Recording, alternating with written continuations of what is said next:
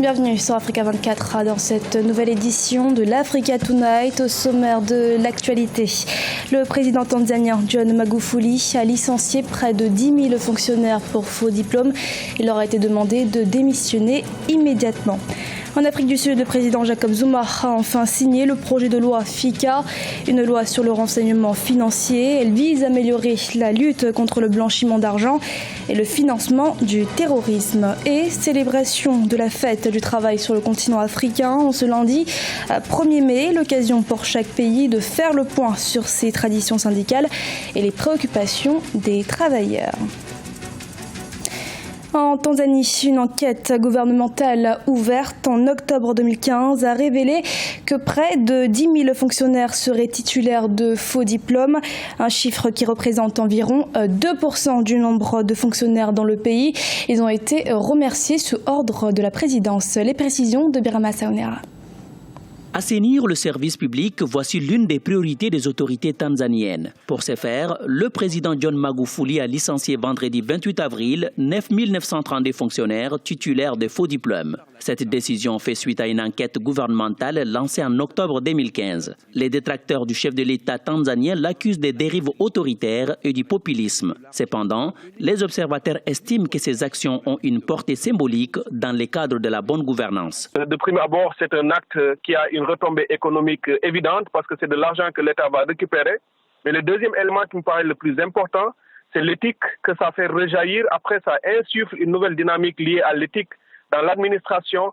Ça fait en sorte que l'administration sera plus redevable et le gouvernement aura plus la possibilité de s'assurer que des compétences seront au service des populations pour réaliser de manière effective et efficace les politiques publiques. Le gouvernement tanzanien perd chaque année 107 millions de dollars dans les emplois fictifs. En mars 2017, environ 19 700 emplois fictifs ont été découverts dans la masse salariale du secteur public. Surnommé Tinga Tinga, bulldozer en Swahili, le président John Magufuli s'est illustré dès le début de son mandat par une politique anticorruption et contre la fraude fiscale. Cela, je pense, est un très bel exemple pour tous les autres pays africains. La plupart des bureaucraties africaines sont infestées de cadres qui n'y ont pas leur place, qui n'ont pas été recrutés sur la base du mérite et de la compétence. Et finalement, cela rejaillit négativement sur l'ensemble de la structure économique, politique et même sociale et entrave la marche vers le développement. Depuis son arrivée au pouvoir en 2015, le président John Magufuli a suspendu de façon temporaire le recrutement dans le secteur public, le temps de vérifier les diplômes des fonctionnaires actuels. Il a déclaré que les agents renvoyés seront remplacés le plus tôt possible par des personnes qualifiées. L'Afrique du Sud se met aux normes internationales. Le président Jacob Zuma a signé ce 29 avril le projet de loi FICA. Ce projet vise à lutter contre l'évasion fiscale, le blanchiment d'argent et le financement du terrorisme. Une partie de l'opposition se réjouit de cette nouvelle. Les représentants de l'Alliance démocratique, eux, restent prudents. Les précisions de Clément Joël soient là.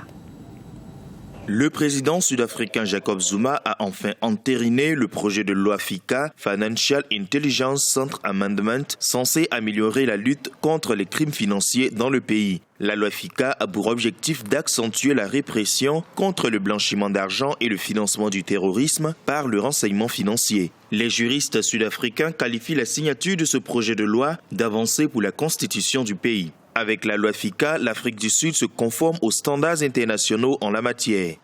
Cet acte d'amendement envoie un signal fort sur l'engagement de l'Afrique du Sud à combattre les crimes financiers, à garantir l'intégrité de son système financier, de sa base fiscale et à réaffirmer sa place dans le système financier mondial. Il prouve par ailleurs l'appartenance de l'Afrique du Sud et son engagement dans le groupement international d'action financière. L'opposition sud-africaine s'est réjouie de l'amendement du projet de loi FICA. Toutefois, elle ne cache pas sa crainte quant à son entrée en vigueur qui, selon elle, risque d'être retardée pour protéger certains intérêts de partisans du pouvoir en place. Nous pourrons désormais poursuivre ces gouvernants corrompus dont la richesse n'est pas proportionnelle au salaire. Et bien que tout ce que nous avions voulu n'a pas été amendé, ce projet de loi est aussi important pour notre système bancaire et pour sa place dans la communauté internationale des banques.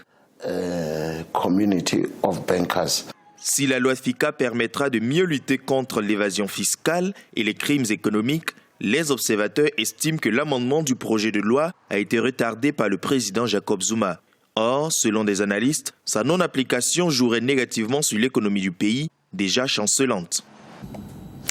Baisse à 5,2 de la masse monétaire marocaine en mars 2017. C'est ce que révèle Banque Al Maghrib dans une note relative aux indicateurs clés des statistiques monétaires. Selon elle, cette évolution reflète principalement une accentuation de la baisse des comptes à terme à 10,1% après 9,6%. Et chaque année, le 1er mai est l'occasion de faire le point sur les conditions de travail sur le continent africain. Ces derniers mois ont été marqués par des grèves et des manifestations de travailleurs, comme au Tchad ou encore au Gabon. La fête du travail est l'occasion pour chaque pays de faire le point sur ses traditions syndicales et ses préoccupations. Graziella Ceconte. L'Afrique célèbre ce 1er mai la fête du travail et comme le veut la tradition, travailleurs et syndicats des 4 coins du continent battent le pavé pour défendre leurs droits et faire valoir leurs revendications. Une mobilisation qui s'inscrit dans des contextes différents mais toujours propice à marteler les incontournables de la lutte syndicale, justice sociale, droit de grève, défense des emplois et des salaires. Un des droits fondamentaux des travailleurs est le droit de grève. C'est d'ailleurs pour cela qu'il est inscrit dans la Constitution. Tout travailleur a le droit de gréver. Pas besoin de plus d'explications. Mais en réalité, ils optent pour cette solution lorsqu'ils ont l'impression de ne plus être entendus. Ce gouvernement doit être assez sensible au bien-être, à la situation difficile du travailleur ghanéen et par conséquent faire des efforts en ce qui concerne les services publics, notamment afin que nous puissions être soulagés. Sinon, je ne vois pas comment notre situation pourrait s'améliorer. Heureusement, ils peuvent compter sur les syndicats pour porter leur voix, à l'exemple de la KOTU au Kenya qui compte près de 2,5 millions de membres, mais ces derniers se heurtent encore à de nombreux obstacles. Le plus grand challenge, c'est la bonne gouvernance, la transparence et la règle de droit. Tout système qui n'applique ces principes, et notamment celui de la bonne gouvernance, est un système qui ne respecte pas ses travailleurs. Ce genre de rassemblement unitaire est sans doute la première pierre du front commun que les syndicats africains voudraient bâtir pour mieux porter leurs revendications. Pas question pour autant de mettre de côté les réjouissances. Le 1er mai, c'est avant tout un jour de fête. Le désert de Karoo, dans le Cap Nord de l'Afrique du Sud, a accueilli l'édition 2017 du Festival Africa Burn du 24 au 30 avril, un événement annuel porté sur les arts et la culture. Omoka Samba. Le désert de Karoo dans le Cap Nord en Afrique du Sud vibre chaque année au rythme du festival Africa Burn. Depuis le 24 avril, le mythique parc naturel de Karoo, refuge du monde, des participants venus des 4 coins de la planète. Des gigantesques sculptures de bois sont exposées dans le site. Cependant, elles sont toutes brûlées à la fin du festival. Outre les géantes effigies, les initiateurs vêtus de tenues déjantées exposent une pléthore d'œuvres d'art. La 10e édition du festival Africa Burn a pris fin ce dimanche 30 avril 2017.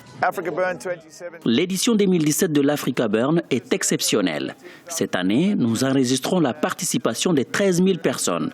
C'est une très grande expérience de créativité et de brassage culturel.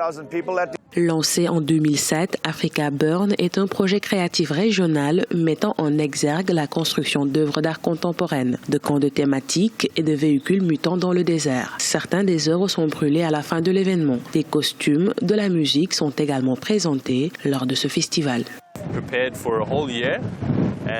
Nous nous sommes préparés toute l'année. Pour cette édition, nous avons construit un baobab géant. C'est une enquête sur la culture scandinave et la culture africaine. Le baobab symbolise la vie en Afrique.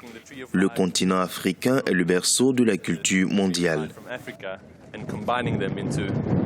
Africa Burn est l'un des plus importants festivals d'art en Afrique. Chaque année, ce festival atypique attire un grand nombre d'artistes, de musiciens, de passionnés de véhicules et de tourisme dans le désert en Afrique du Sud. Ce journal a été réalisé par l'ensemble de la rédaction. Merci de l'avoir suivi. Restez sur Africa 24 pour une nouvelle édition de l'actualité.